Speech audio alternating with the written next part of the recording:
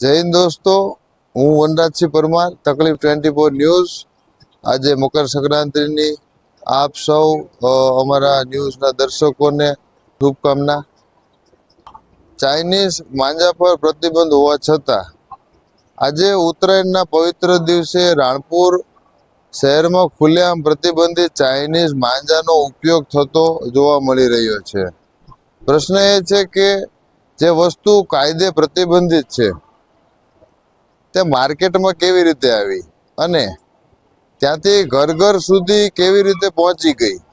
નિર્દય વ્યક્તિઓ કોઈ ડર વિના ધાબાઓ ઉપર ચાઇનીઝ માંજા લઈ જઈ પતંગ ચગાવી રહ્યા છે અને કાયદા નિયમોનો ખુલ્લેઆમ ઉલ્લંઘન કરી રહ્યા છે।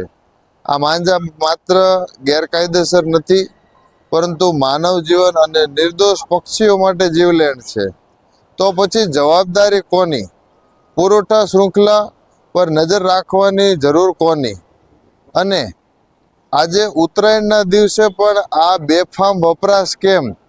બોટાદ જિલ્લા પોલીસ દ્વારા પ્રતિબંધ જાહેર હોવા છતાં જો આવી ઘટનાઓ ચાલુ રહે તો શું નિયમો માત્ર કાગળ પર જ છે? તકલીફ 24 ન્યૂઝ આ પ્રશ્નો સત્તાધીશો સુધી પહોંચાડશે, કારણ કે અહીં મુદ્દો માત્ર કાયદાનો નથી, મુદ્દો છે માનવતા અને જીવના રક્ષણનો। જય હિન્દ, જય ભારત।